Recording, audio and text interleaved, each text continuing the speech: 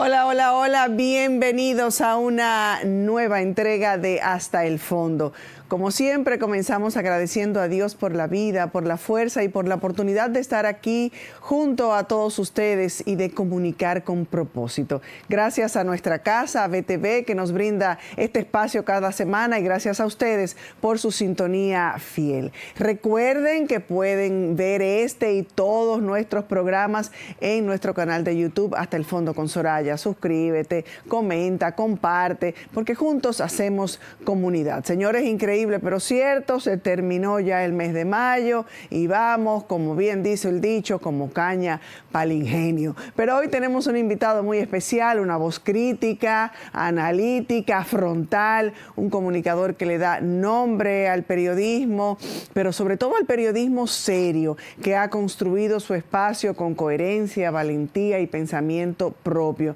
Conversaremos con él sobre las diferentes situaciones que nos aturden a todos como sociedad. Así es que quédate con nosotros, que este programa promete. Y como siempre decimos, nos vamos hasta el fondo. Bienvenidos.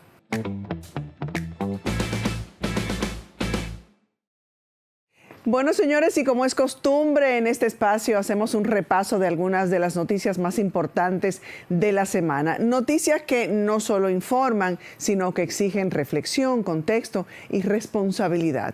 Porque no se trata de repetir lo que ya se dijo, sino de detenernos a pensar en lo que realmente significa cada hecho, cada decisión y cada omisión.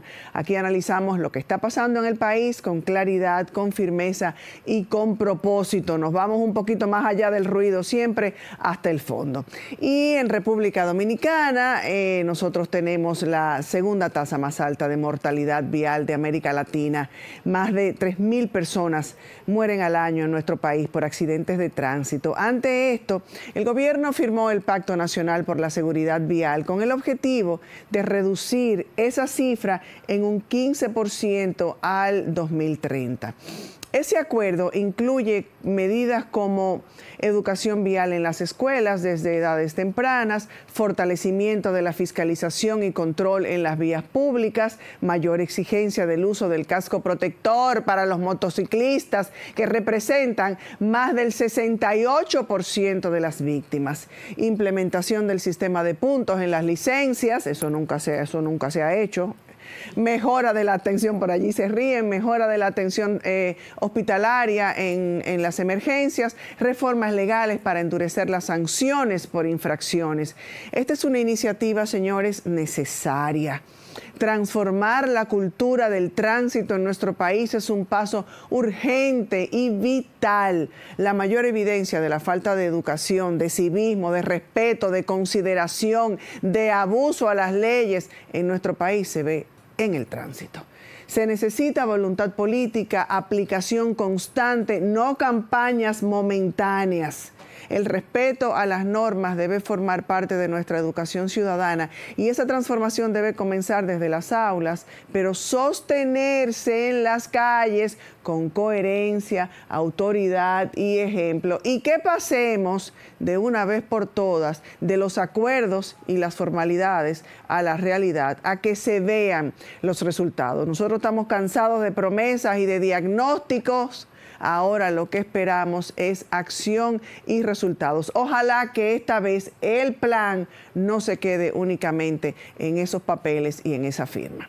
Mientras tanto, el Partido de la Liberación Dominicana ha iniciado un proceso interno para seleccionar a su precandidato. Es como un pre del pre.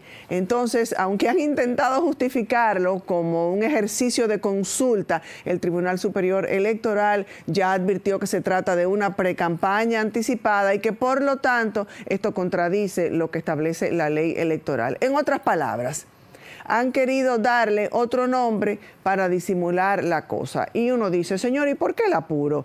Porque hay desventajas, porque el terreno está difícil y porque el tiempo político empieza a pesarles. Pero no nos engañemos, esto no es un caso aislado del PLD.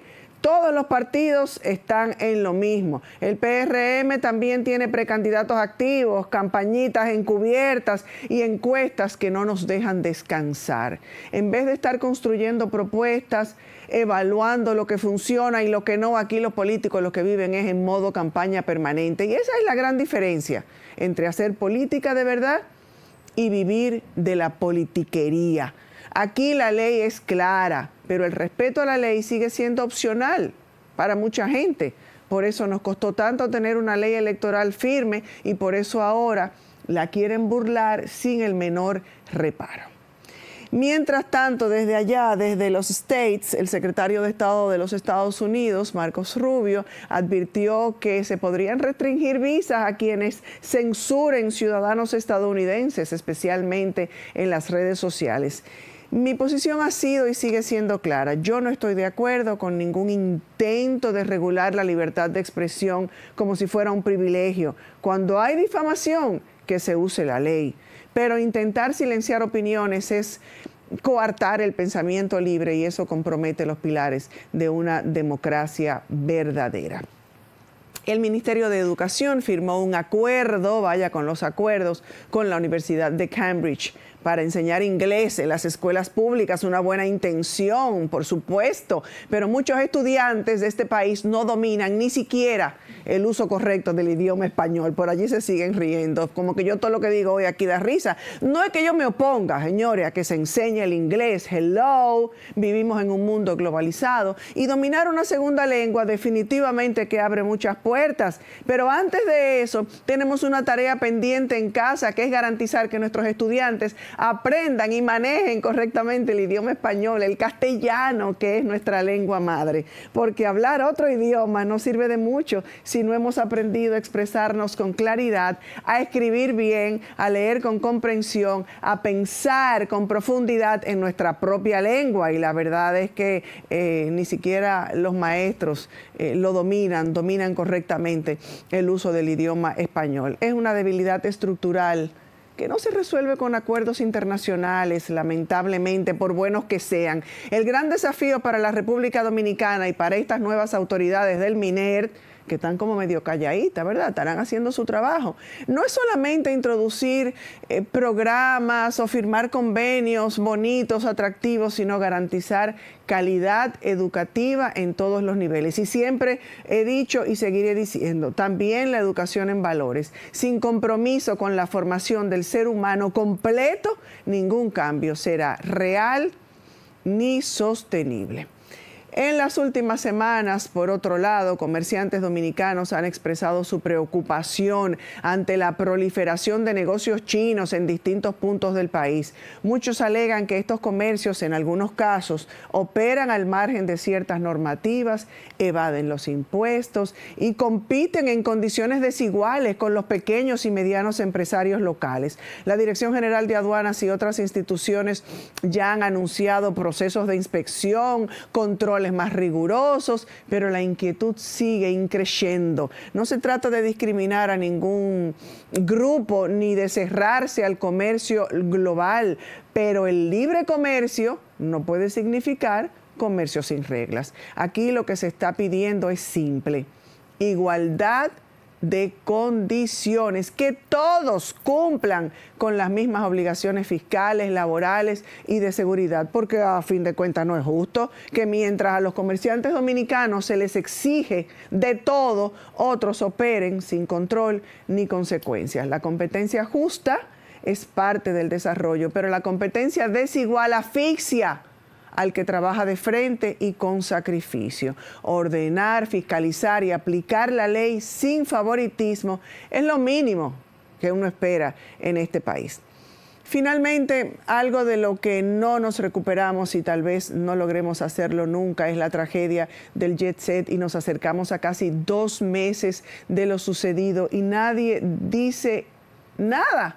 Mientras escombros fueron trasladados a Santiago, que si se perdieron, que si no, ¿con qué fin? ¿Quién autorizó eso? ¿Por qué? Esto no puede verse como un simple trámite logístico.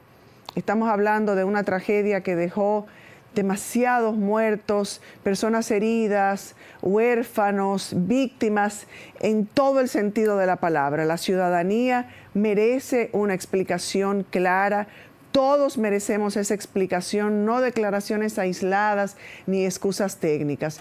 Transparencia no es un favor, es un deber.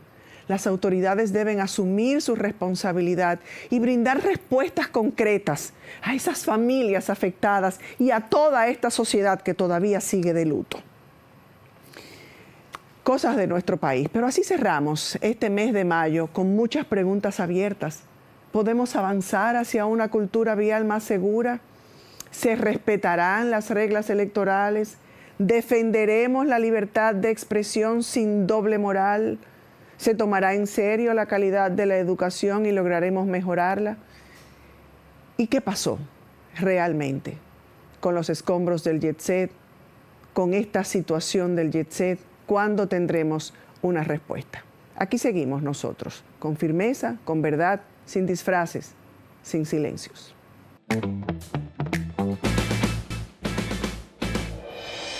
Gracias por continuar en sintonía con nosotros, señores. Ya lo decíamos en la introducción.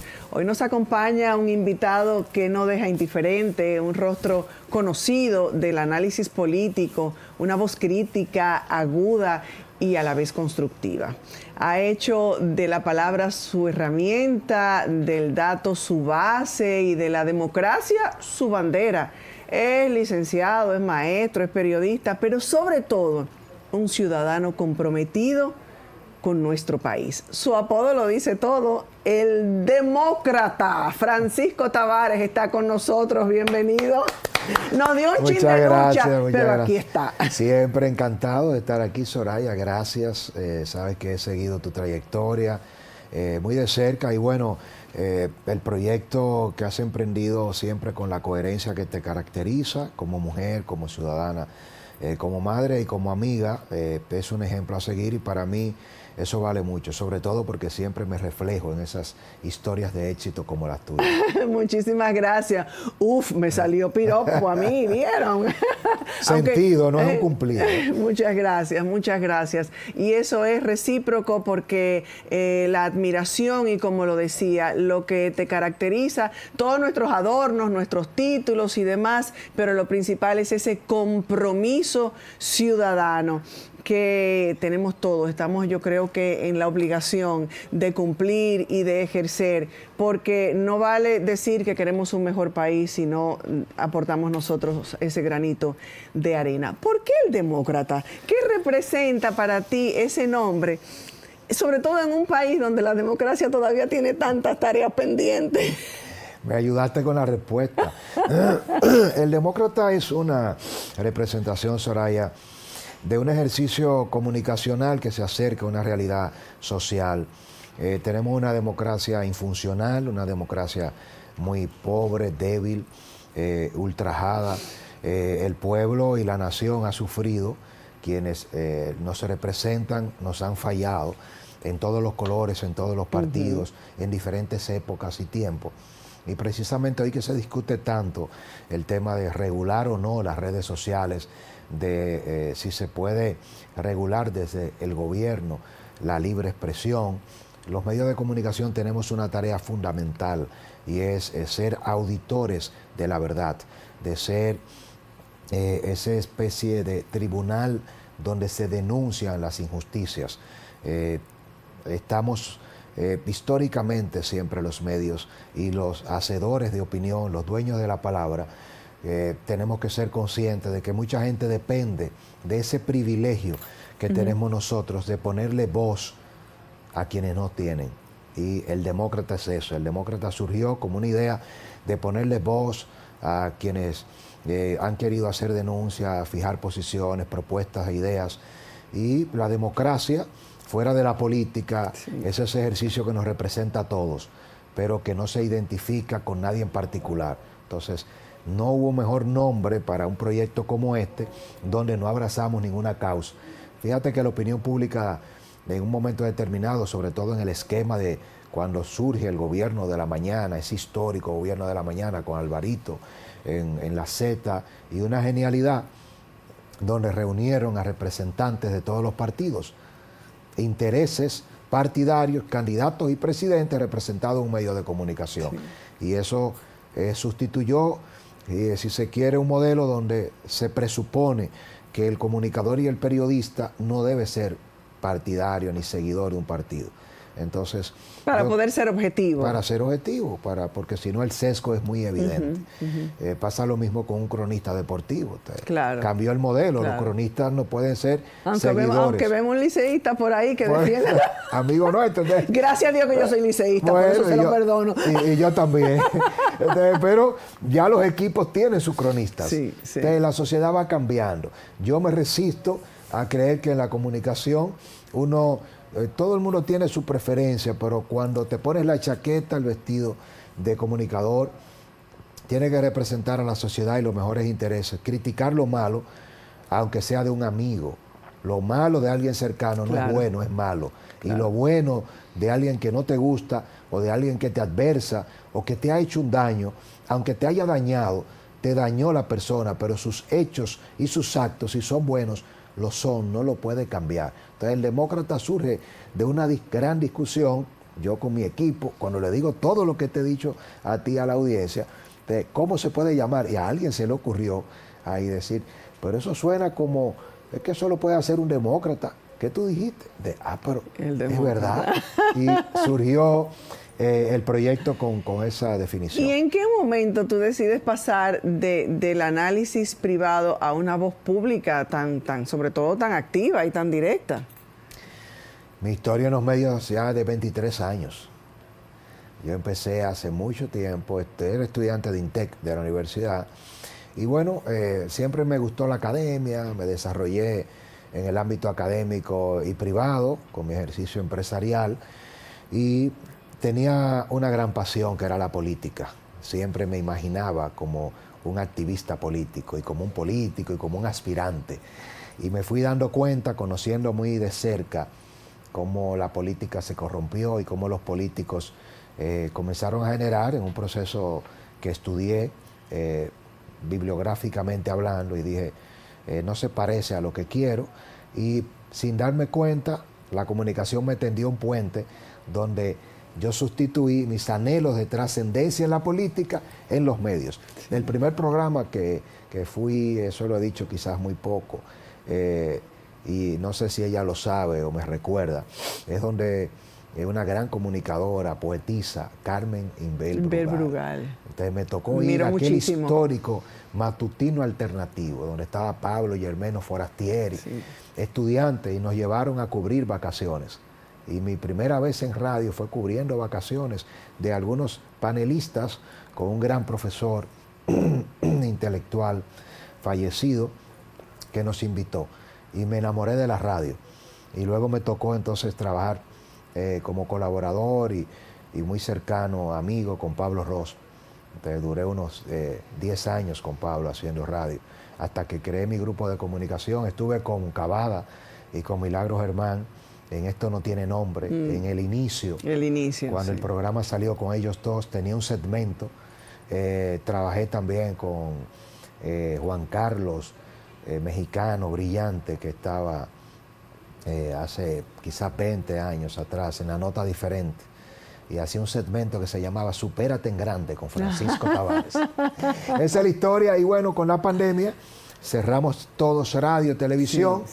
Y como soy un apasionado de la comunicación, le dije a mi equipo a distancia, en la sala de mi casa, vamos a hacer algo que sea conmigo ya haciendo análisis político. Y el demócrata salió con una camarita GoPro, yo sentado en una silla en mi casa. Los análisis comenzaron a hacerse virales y la historia hasta el día de hoy. Ahora desde Teleradio América. Ahora desde Teleradio.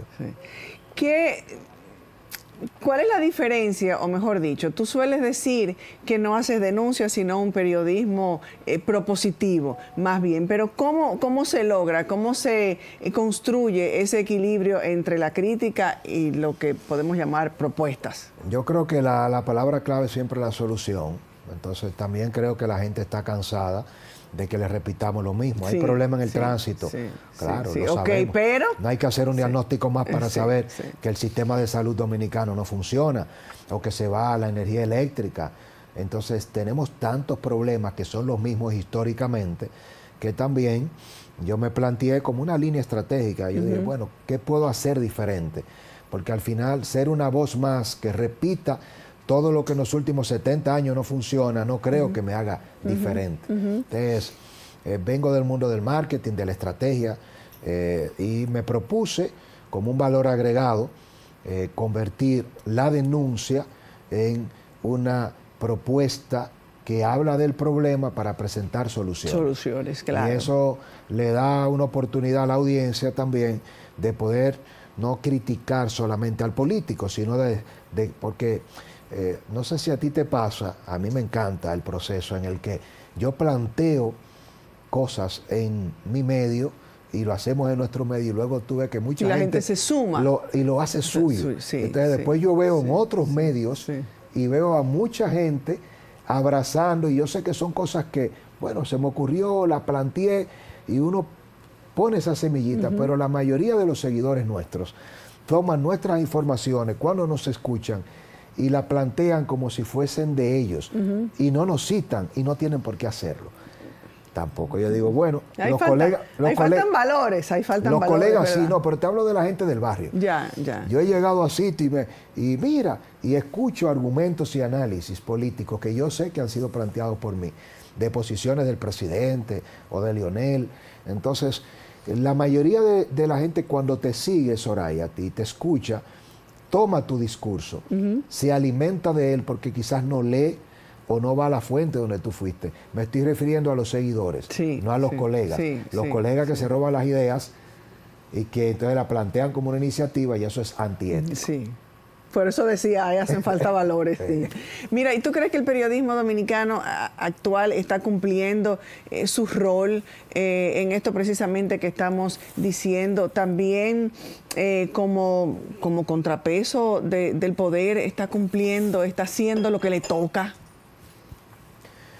Pienso que en algunos casos sí, en otros no. Creo que hay también una gran amenaza, hay un poder político que cada vez más deja de entender el rol de la prensa. La prensa no está para ser complaciente, el periodismo no puede ser para dar piropos, gusten o no. Si usted quiere sentarse frente a una cámara y un micrófono para todos los días decir que todo lo que hace el gobierno del presidente Luis Abinader es excelente y que está todo perfecto, usted no es periodista, usted es un fanático de un partido. Entonces yo le recomiendo que vaya al PRM y que se convierta en un dirigente, pero no quiera convertir el ejercicio de la comunicación en una tribuna partidaria. Si usted entiende que Leonel Fernández es el mejor presidente y que tiene que volver y gobernar porque todo lo hizo excelentemente bien, no comunique, váyase a la fuerza del pueblo. Váyase al partido. Entonces al partido. ¿Qué está pasando con esto que te digo? Es que hay mucha gente que no hace periodismo, que lo que hace desde los medios de comunicación es un ejercicio partidario. Pero por otro lado, el que esté en el gobierno, que maneja un presupuesto publicitario, tiene que entender que si usted es ministro, ministra, funcionario, y usted le hace una colocación a un programa como El Demócrata o como Hasta el Fondo con Soraya, usted no está comprando la voz nuestra. Usted está colocando un presupuesto que no sale de sus fondos privados, que es un presupuesto público para que nuestros programas pauten una publicidad institucional. Usted no puede comprar o tratar de comprar la voz, el ejercicio de difusión del libre pensamiento de a quien usted le coloca la publicidad. Pero han querido convertir la publicidad en un arma de censura. Claro. La mayor amenaza es que los gobiernos utilizan los presupuestos publicitarios para tratar de dirigir la línea editorial de los programas que le adversan. Entonces, esas dos cosas. Lamentablemente es lo que abunda, lamentablemente es lo que vemos, por eso hay tan poca credibilidad en la mayoría de los medios y de los comunicadores, con honrosas excepciones, lógicamente. Porque se está jugando un rol en la prensa y en el periodismo, te digo, es un problema porque quien tiene que dejar que la prensa juegue su rol, que es el Estado y el gobierno, lo ha contaminado a través del presupuesto. Y quien tiene que resistirse a decidir si tú, es duro lo que voy a decir, pero si usted quiere hacer dinero de la comunicación, usted no va a ser objetivo. Porque cuando le coge dinero a todo el mundo y el que te coge dinero comienza a decirte que tiene que decir que no, y bórrame eso y elimíname aquello, y tú comienzas a eliminar contenido o a limitar lo que tú vas a decir en función de si le va a caer bien al que me está pautando o no, me va a llegar la renovación del contrato, me va a pautar de nuevo. No, entonces es una decisión que no se puede someter a discusión. Yo para trabajar de esa manera mejor cojo mi cartera, agarro mi cartera y me voy para mi casa. Invítame porque nos vamos juntos. Yo no, a mí dice, pero es que ¿con quién es que tú estás? Porque tú, digo es que yo voy a criticar lo malo de todos. Claro, claro. Yo no quiero que seas tu amigo. Yo voy a jugar mi rol. Los medios no estamos para ser amigos. Los medios estamos para hacerle saber a la sociedad todo lo que funciona mal, para que cuando ese funcionario se ve expuesto ante la crítica que le genera un medio, cambie, transforme su accionar, y esa es la grandeza del periodismo, de la comunicación, hacer que las cosas que no se conocen, se conozcan para que se corrijan en el acto. Si no jugamos ese error de auditar al poder, los medios de comunicación somos los grandes auditores. Y si quien auditamos maneja presupuesto público, ahora quiere regularnos y tener el poder de decidir, sustituir a un juez, entonces esa es la censura. O sea que ese proyecto de regular no es más que, como bien se le ha dicho popularmente, es una mordaza. Coartar el libre pensamiento, la libre expresión. Y yo he dicho una y otras veces y he sentado mi posición de manera muy clara. ¿Qué necesidad hay si para eso están las leyes? Usted ha sido difamado, Soraya dijo algo que no, usted somete eso ante la justicia. Acciones, sí. Aquí hay que mejorar los tiempos de respuesta. La justicia aquí es ciega para los pobres, pero para los poderosos se levanta, no un ojo, la venda completa. Entonces te robas un pollo y un salami, 20 años. ¿Entiendes? Tú puedes robarte 10.000, 20.000 millones. O en caso en lo que a ti te someten por un accidente de tránsito y te condenan, pero luego puedes matar o puedes provocar la muerte de decenas de personas y no ser investigado. Entonces eso es lo peor que puede pasar. Aquí hay que ante el dolor de todo un pueblo, porque me imagino a lo que te estás refiriendo, y lo decía hace un momentito al inicio, ante el dolor de todo un pueblo que todavía está esperando, que necesita. Se me quebró hasta la voz cuando hablaba del tema, porque todavía, y creo que no lo superaremos nunca como sociedad, está ahí y nada. Y eso no se puede cambiar, y yo creo que el mayor fracaso que tiene la sociedad dominicana y que es su liderazgo político. Y eso lleva a mucha juventud y es una pena, y lo traigo a colación porque hace apenas tal vez 2 días con un joven de apenas 30, 31 años decía, es que en este país no se puede vivir, es que aquí no hay respeto a las leyes, es que mientras me están poniendo una multa 3 motoristas se fueron en rojo, es que yo estoy viendo al político tal, es que tal. Entonces es una pena sentir el desencanto, la decepción, la desilusión de gente joven, aunque vemos mucha juventud animándose a participar en política, tenemos un Congreso renovado, pero aún así hay mucha decepción en la gente y sobre todo en la gente joven. Sí, y mucha gente futuro. Sí, mucha gente joven de edad que son viejos de pensamiento y de ideas. Porque la juventud es una combinación. A veces el joven no tiene la experiencia, no tiene la formación, pero muchas veces el que la tiene utiliza el conocimiento para dañar. Hay muchos políticos que son brillantes y se han puesto al servicio de producir dinero o de dañar a terceros y de no llevar ninguna solución. Hemos tenido presidentes brillantes, de los mejores, y no han cambiado nada, porque al final de cuentas mi proyecto de poder es estar en el poder y mantenerme, no es transformar nada. Entonces, la mayor desgracia... Y luego llega y puede accesar a ese poder con mucho compromiso, que después le tumban todos esos planes y todos esos sueños y todas esas promesas. Sí, porque nadie regala. Digo yo, ¿verdad? Sí, nadie regala 100 millones ni 200 millones en una campaña. Eso no son regalos. Esos apoyos son inversiones para luego entonces, como yo lo he explicado, incluso lo escribí en mi libro. Yo digo, el esquema del sistema de partido político aquí está tan bien diseñado para que no se haga ninguna transformación, que de repente los partidos funcionan con sectores externos. ¿Tú sabes lo que es un sector externo, un partido político, Soraya? Es una estructura que sustituye al partido en campaña. Los partidos se anulan cuando hay una campaña presidencial. Quien maneja el proyecto del candidato es un sector externo. Entonces, el responsable de coordinar todo el sector empresarial de los gaseros, de los gasolineros, se reúne con todos los grandes dueños de plantas de GLP, de combustible, las familias que manejan ese negocio, y le dicen, yo quiero que tú apoyes mi candidato. Esas familias, esas asociaciones empresariales le comienzan a entregar un feed, le hacen cena, una gran inversión a ese candidato, y ese dinero le llega a través del coordinador de ese sector, de los industriales. Cuando ese candidato gana, ¿a quién tú crees que hacen ministro de Industria y Comercio?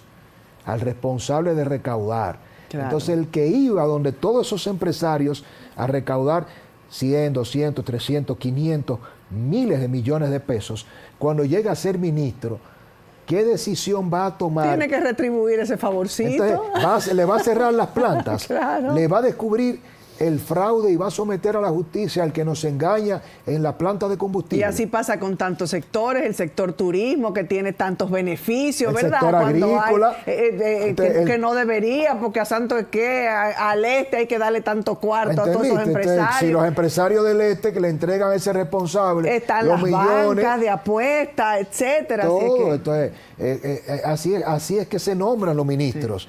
El que reúne de los industriales del campo, de los dueños de finca. Entonces no hay ninguna nueva política. Eso que le llaman de que la nueva política, eso es solo una cara joven clichés, con la misma práctica, claro. La práctica vieja. Entonces no hay esperanza de renovación porque parecería que vamos a seguir como en lo mismo. Yo creo que sí, pero ahora hay que invertir los papeles. La sociedad tiene que dejar de elegir más de lo mismo. Tiene que dejar de decir, ¿y este quién es? Usted que nos está viendo, deje de pedir el salami, el plátano, porque ese dinero que le regalan, las recetas que le compran, no le va a resolver el problema. Usted lo ha mantenido como un esclavo, que cada vez que hay elecciones quiere pedir la fundita, el medicamento, pero usted lo que debería aspirar es a que sus hijos, si a usted, le den un empleo, le den la oportunidad de estudiar, claro. Y le den las mismas condiciones para triunfar. Para usted poder ser un emprendedor, un pequeño empresario o un empleado que le paguen bien lo suficiente, porque aquí tenemos almacenes de muertes vivientes, de muertos vivientes. Los dominicanos no pueden estudiar, y cuando estudian, Soraya, es el gran drama. Entonces, tú duras 20 años estudiando y cuando tú estudias no encuentras un empleo. ¿Dónde colocarte? Y cuando lo encuentras, lo que te pagan es para tú mantenerte vivo, consumiendo las 2.000 calorías que necesitamos, pagando transporte, gasolina para el motorcito, para el carro, pagando el alquiler. Cuando paga la casa, debe la tarjeta. Cuando paga la tarjeta al colegio, porque no funciona nada. Y entonces, 40 años después, tú te das cuenta que estudiaste y trabajaste, no tienes pensión, no tienes salud, no tienes ahorro. Y entonces, tú sabes lo que han pasado con los jóvenes en esta generación, que cuando los jóvenes, esto que voy a decir es muy, muy dramático y doloroso, pero es la verdad. De los hijos, cuando ven que papá y mamá estudiaron 20, 30 años, trabajaron 40 y son fracasados porque se están muriendo y no tienen casa, ni techo, ni un seguro médico, ni pensión. Lo que están es sobreviviendo. Entonces, tú sabes qué están diciendo los muchachos jóvenes. No me digas que estudie, porque yo no quiero seguir tus pasos. Tú estudiaste, no me digas que ser serio y trabajar es bueno, porque papi, mami, tú te estás muriendo y yo estoy llorando eso contigo. Entonces, estudiar y trabajar en una sociedad como esta, de cara al resultado, es el peor negocio. Yo voy a matar, a atracar, a vender droga. Ay, eso es muy duro escucharlo, pero sí. Porque el ejemplo de quien trabaja, estudia y es serio en este sistema es para joderse. No te lleva a nada. Entonces, el mayor fracaso de nuestra sociedad es esa, Entonces, ¿qué tenemos que lograr? Que los políticos entiendan que lo que están mostrando las redes sociales no lo están creando las redes. Lo que está contando el dembow y el merengue de calle es lo que se está viviendo en el barrio. En el barrio se está traficando, la policía está viendo quién atraca y va y le cobra el peaje, pasa por el punto y recoge, pasa por la esquina, y entonces esa complicidad te crea las condiciones de un caldo de cultivo que te dice nada que sea legal, legítimo y moral y éticamente correcto te va a llevar a nada bueno. Entonces, ahora no han querido vender. Al contrario, tú eres tonto, tú eres estúpido. Tú eres un pendejo. Tú no vas para parte. Yo no lo quería decir, tú eres un pendejo. Sí, somos. Si yo fuera uno más en el medio, yo fuera multimillonario. Ahora, cuando tú te resistes, Soraya, tú debieras ser dueña de un canal de televisión con tu modelo. Ahora, como lo has hecho correctamente bien, entonces tú no eres parte del reparto. Tú.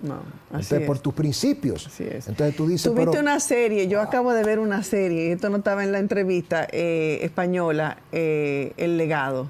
No la he visto, pero me han hablado. Te la recomiendo, y la verdad es que retrata, yo creo que la noche que la terminé ni dormí, porque realmente te da en la cara con la triste realidad. Tenemos que ir a una pausa, tristemente realidad, antes de que nuestro equipo de producción se ponga malo, pero cuando regresemos yo me pregunto, ¿has tenido que pagar un precio personal o profesional por decir de manera tan directa y tan responsable lo que piensas? Cuando regresemos, ya volvemos.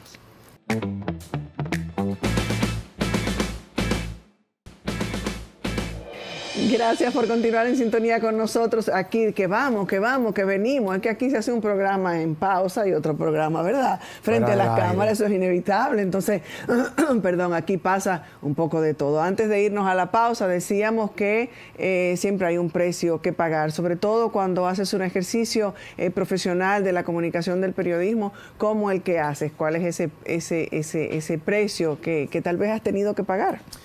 Yo creo que a la cercanía con mucha gente querida, también llega un momento en que no solo los políticos no entienden el rol que uno juega frente a la cámara, sino la familia, amigos muy cercanos, que cuando te toca comunicar y dar a conocer y fijar posición sobre temas, he recibido muchas llamadas de todos los tipos, ¿no? Las más fáciles es cuando te hacen un ofrecimiento de dinero y tú sencillamente ya te conocen, porque cuando tratan de comprar tu voz una vez, dos veces, llega un momento en que ya no te ofrecen más dinero, pero sí comienzan a utilizar vías de gente querida que entonces te hace propuestas que cuando tú la niegas se distancian. Y gente que se siente también muchas veces que tú le fallaste porque entiende que yo estoy ahí, y cuando me han dicho muchas veces yo soy parte de ese proyecto, yo tengo intereses ahí, ya tú sabes. Digo, no, yo no sé. Es decir, ¿qué tú me quieres decir? Son tus intereses. Ahora, esto yo no puedo dejar de tocarlo.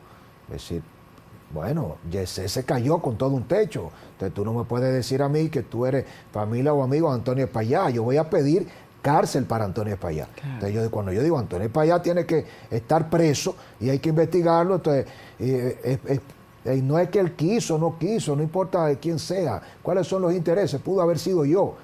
Entonces, esa es la coherencia, y la cosa hay que decirla como son, Soraya. Entonces, es duro cuando tienes a alguien muy cercano que te pide que te calles con un caso muy sensible y tú lo tocas y fijas la posición y entonces asume que ya no podemos ser amigos o que ya tú no eres confiable para amigos. Yo te fallé. Es decir, quien le está fallando a los principios eres tú. Entonces el precio a veces de fijar este tipo de posiciones, de jugar este rol, nos va dejando solos. Entonces te vas aislando y llega un punto donde tú dices, wow, pero como que no soy tan popular dentro de mis amigos. Entonces, la paradoja es que mientras más famosos nos hacemos afuera, más solos nos quedamos dentro. Muy cierto, muy cierto. Y qué difícil es mantener esos valores. Y hablando de valores, hay una influencia que es que nos marca, que es muy importante, que es la de nuestros padres. Es el nido de donde venimos. ¿Qué valores te inculcaron tus padres que hoy pudiéramos decir que son innegociables en tu vida como padre, como hombre de familia, como ciudadano y en tu ejercicio profesional? Pancho y Fela, y todo el que me Pancho sigue y Fela, sabe, ay, qué chulo. son dos campesinos grandiosos, una unión de 53 años. Wow. Ya de matrimonio. Mi madre fue la primera y única novia de mi padre, de ambos. Y me construyeron un ser y unos principios y unos valores que crecieron desde mi infancia. Y yo creo que maduré y me convertí en el hombre que soy gracias a ellos. Hay una anécdota que siempre como profesor me gusta mucho la docencia. Tengo una fundación y damos cursos a muchos jóvenes de escasos recursos. Le enseñamos a utilizar las redes sociales para que puedan producir dinero. Veníamos por ahí ahorita a saber, a conocer un poquito más sobre la fundación y qué te motivó a apostar precisamente por eso que dices, por la formación de los jóvenes. La anécdota tiene mucho que ver con mi madre Felicia Suárez, doña Fela, como le decimos cariñosamente. Era una mujer que desde niña soñaba con estudiar. Ella viene de un campo de San Francisco, de La Joya, y le tocó, siendo muy niña, repetir el cuarto curso de primaria 4 veces. Y en esa anécdota, yo siempre, Soraya, le pregunto a mis estudiantes, y por ejemplo a ti, ahora te digo, si mi madre repitió el cuarto curso de primaria 4 veces, ¿cuántas veces se quemó? Mira, ¿cuántas veces se quemó? Sí. Y ella quería estudiar. Entonces, la respuesta es ninguna. Pero ¿cómo alguien repite, una niñita de 8 años, 9 años, el cuarto curso 4 veces? Porque en ese momento, en el campito que ella estaba, la escuelita solo llegaba hasta el cuarto curso de primaria. Y para hacer el quinto, había que cruzar el río y había que hacerlo en un caballo y no había caballo. Entonces es duro. Ella le dijo a su maestra, ¿usted me permite repetir el curso? Entonces ella iba año tras año y se quedó en cuarto. ¡Wow! ¡Ay, Dios mío! Por favor. ¡Ay, Dios! Óyeme. Entonces ella le decía a Dios, eso me lo contó a mí, yo lo que quiero es tener hijos que puedan estudiar. Es duro. Bueno. Este hombre me ha emocionado a mí aquí. Bueno. Y eso me motivó. Y yo le dije a mi madre, yo voy a estudiar mucho. Y me llevó y me empujó. Qué lindo, qué lindo. Entonces como que tú dices, wow, esa es la República Dominicana. Sí. Yo soy hijo de una mujer que lo único que quería era hacer el quinto curso de primaria. Y no pudo. Bueno, de ahí entonces la fundación, apostar por la formación de los jóvenes, por la educación en los entornos digitales, que es lo que impera, lo que se impone. Claro, porque se regala mucho licuadora, muchos abanicos, los políticos hacen un ejercicio de llevar el clientelismo. Entonces yo también me di cuenta que conocí a profundidad el tema del ecosistema, de los algoritmos, muchos influencers, muchos nativos digitales que venimos del mundo de YouTube, jugamos roles donde quizás no utilizamos ese poder de la mejor manera. Se ha cuestionado mucho también la calidad de la comunicación que se hace, de cómo uno decide influir o no. Y en un momento determinado yo reuní a mi equipo y le dije, a nosotros no nos cuesta nada enseñar. Vamos a crear la Fundación del Demócrata, diseñamos cursos de Community Manager, de cómo crear un canal de YouTube de cero, cómo monetizarlo, cómo utilizar Facebook. Y salimos a los pueblos con una única condición: no nos pagan, quien nos ayuda a coordinar el curso tiene que ser un líder que no sea político, partidario. Buscamos una iglesia, buscamos un salón, buscamos la alcaldía y vamos a esos lugares apartados, reunimos a todos los jóvenes y durante un intensivo de 8 o 9 horas le enseñamos a todos a cómo hacer dinero de las redes sociales y cómo con buen contenido pueden promover sus emprendimientos. Y hoy día tenemos unos 290 egresados, a los cuales una gran mayoría de ellos han iniciado, han emprendido negocios con el conocimiento. Obviamente ahí yo le pido a parte de mi equipo, Christopher Vázquez es un genio, es quizás una de las mentes que más domina el ecosistema digital. Él es la mente maestra detrás del Demócrata. Christopher va y le enseña a ellos cosas que modestamente muy pocos de los directores de medios de comunicación hoy día saben. Entonces, a esos jóvenes sí les enseñamos eso. Y va Rafael Álvarez, que es un filósofo y sociólogo, y le enseña el arte de cómo manejar el lenguaje en las redes. Yo trabajo toda la parte de huella digital, metadata, big data, que me he formado en esa área, y entonces lo hacemos nosotros en un ejercicio de desprendimiento, le transferimos el conocimiento, le damos los certificados y luego los ayudamos a que cree sus propias estructuras digitales. Qué bien. Eso es un trabajo que poco a poco aporta y transforma sin tener que ser senador, ni diputado, ni alcalde, ni presidente, porque a veces para transformar no hay que esperar a ser político. Y me imagino que indefectiblemente, así como llevas luz a otros, esa es la luz también que ilumina tu propio camino. Así es. Así es, qué bueno. Yo tengo aquí un material que estoy loca me lo han prestado. Yo tengo que salir a comprar el mío. Dicen que sí, que está prestado. Ella dice que sí, que es prestado. Te tengo el tuyo. La Plaza de la Bandera y el derrumbe del pacto secreto de la corrupción. Francisco Tavares, el demócrata. Cuéntame de esto. Esto es una joyita que hay que leerla, pero préstamelo para el fin de semana, mija, que le da duro aquí. Cuéntame de esto. Ese fue un anhelo, mi primer libro. Duré unos 2, 3 años escribiéndolo, una investigación de tipo forense, histórica. Es un libro con un estilo de crónica, si se quiere, tipo canon. Lo primero es que la obra tú la puedes leer de atrás hacia adelante, en cualquier parte donde la abras. Es la primera obra dominicana escrita en un lenguaje de redes sociales. Si te das cuenta, donde tú abres el libro, está en un efecto zoom, resalta las ideas principales. A la mayoría de los lectores no nos gusta que los autores nos den tanta información para yo leer 30 páginas para transmitirte una idea. Este es un libro que te transmite ideas página a página. Y dentro de cada página tú puedes encontrar datos reveladores. Yo revelo en ese libro cómo se gestó, cuándo inició y quiénes hicieron el pacto entre una oligarquía empresarial y una oligarquía política, que se fusionaron y se pusieron de acuerdo, se repartieron el país. Para jodernos a todos. ¡Ay, perdón! Y hasta el día de hoy, entonces, si usted se pregunta quién y cómo son los dueños del país, aquí yo le pongo nombre y apellido. Y le digo cómo eso empezó, hasta dónde hemos llegado y cómo y qué tenemos que hacer para salir de eso. Y luego presento mis propuestas, abordo todos los temas. Y es un recuento histórico desde la caída y el ajusticiamiento del tirano Rafael Leónidas Trujillo.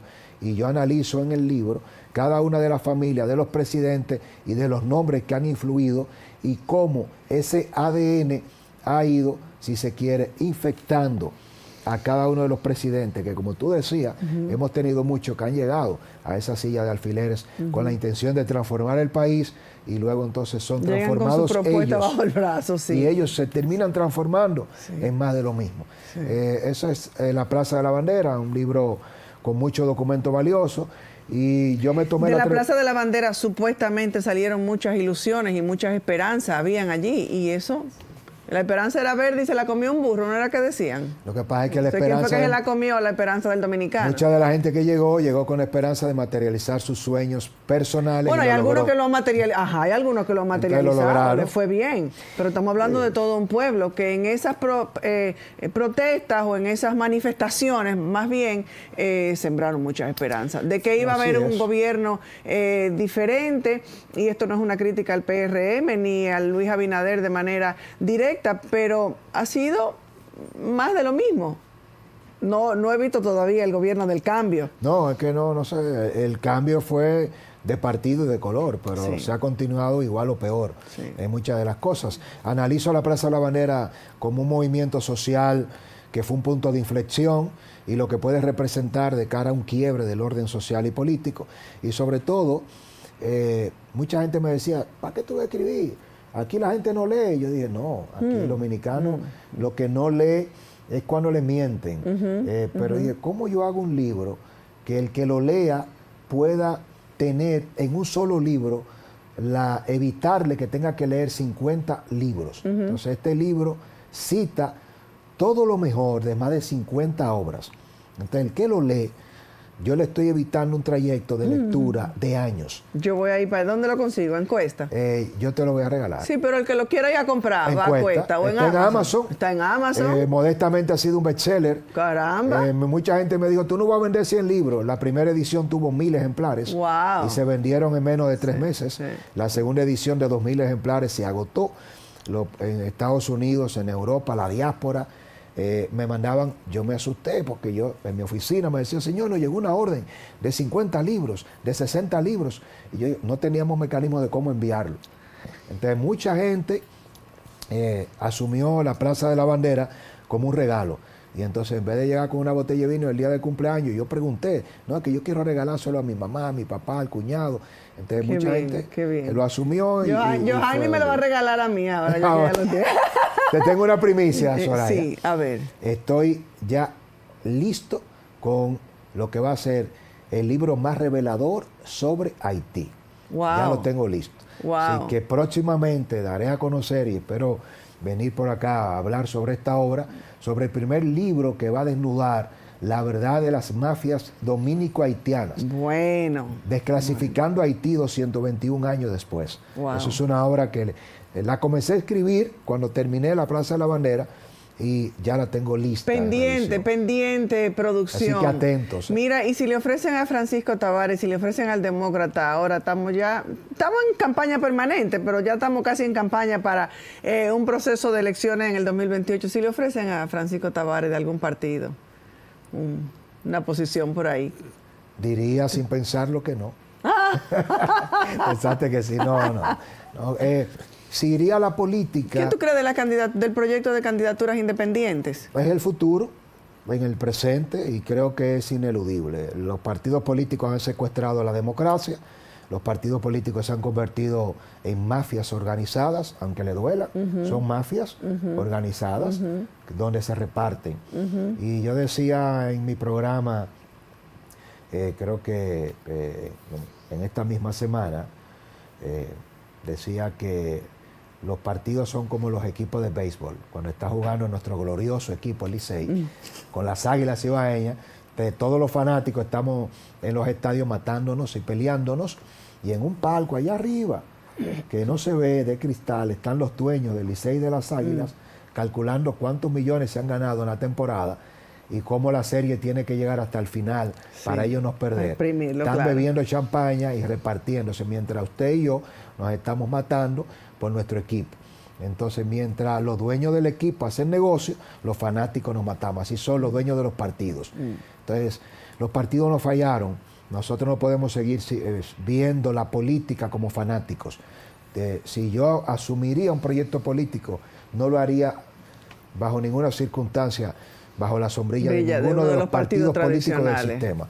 Lo haría desde una candidatura independiente, pero creo que ahora le soy mucho más útil a la sociedad desde el rol del demócrata y pretendo seguir haciéndolo. Y si llegara un momento donde tengo que decidir si apoyar a una causa para que el país pueda tener luz y no sucumba, ahí lo haría, pero creo que ese rol lo pueden seguir jugando otros. Yo siempre he dicho lo mismo y he recibido humildemente ofertas de diferentes partidos para lanzar candidaturas bajo la sombrilla de esos partidos, que me reservo sus nombres, y he preferido seguir haciéndolo como lo hago. Además de que hay que buscar mucho cuarto en este país para tú lanzar una candidatura, si no tú quedas muy de fea, porque no es lo que tú piensas, no es lo que tú puedes aportar, sino cuánto llevaste, cuánto tal, y lamentablemente eso es muy triste. Nuestro equipo de producción siempre prepara este segmentico. Son preguntas flash, preguntas muy directas que vas a responder, si puedes, con una sola palabra. Y la primera es: una reforma urgente para el país. Una reforma urgente para el país. Bueno, indudablemente que la educación. El mayor enemigo de la democracia dominicana hoy. El clientelismo. Un político que admiras, aunque no pienses igual que él. Peña Gómez. Tu mayor aprendizaje como comunicador. Que la verdad cuesta. ¿Qué harías si mañana no tuvieras el micrófono, ni las cámaras, ni las redes? Sería un empresario. ¿Cuál es tu idea de la felicidad perfecta? La paz consigo mismo. si pudieras cambiar una única cosa de ti, ¿cuál fuera? Esa es difícil, porque tengo que cambiar mucho. ¡Ah, qué bueno, pues, humildad! Bueno, claro, pero sería aprender cada vez más a escuchar y a escucharme a mí mismo. Los demonios internos a veces. Uy, agobian, apágate, quítate de ahí. Por ahí no. ¿Cuál es tu lema de vida? Nunca dañar a un tercero, aunque se lo merezca. Aprender a perdonar. Y perdonarse uno mismo. Yo te digo a ti que ha sido algo tan enriquecedor, qué bueno conversar contigo. Qué pena que nuestro equipo de producción siempre nos dice y nos da las malas noticias de que el tiempo se acaba. Wow. Lamentablemente en televisión eso nos pasa, sobre todo cuando conversamos con gente como tú. Nos falta mucho, ya dijiste que vas a volver con el próximo libro, el equipo de producción ha tomado notas por ahí. Esperamos que sí, que podamos tener una próxima conversación y pronto. Para mí es un privilegio estar aquí contigo y ser parte de esta historia que cuentas siempre hasta el fondo, como eres, Soraya, y como comunicas, y el respeto y lo que inspiras. Así cuando te haga falta alguien en tu programa, tú me avisas que yo voy, te va a poner mala, ya voy a despedir. Ya encantado, pero solo con una condición. ¿Cuál es la condición? Si también nos llevamos a Johan. Ah, Johan va también, Johan va. Gracias por la invitación, lo he disfrutado Muchísimas gracias, gracias a ti, gracias por habernos acompañado en esta conversación que, como prometimos al principio, ha sido, o tratamos de llevarlo hasta el fondo. No solo hablar de política, no solo hablar de democracia, sino, y lo decíamos, hablamos de compromiso, de valentía, de la responsabilidad que conlleva alzar la voz, no para hacer ruido, sino para generar conciencia. Francisco Tavares nos ha recordado que ser demócrata no es un título, es una postura ética. Tenemos que conservar la firmeza de señalar lo que no funciona, la humildad de proponer lo que puede ser mejor. Es creer, señores, es creer que todavía una ciudadanía informada, crítica y activa puede transformar un país.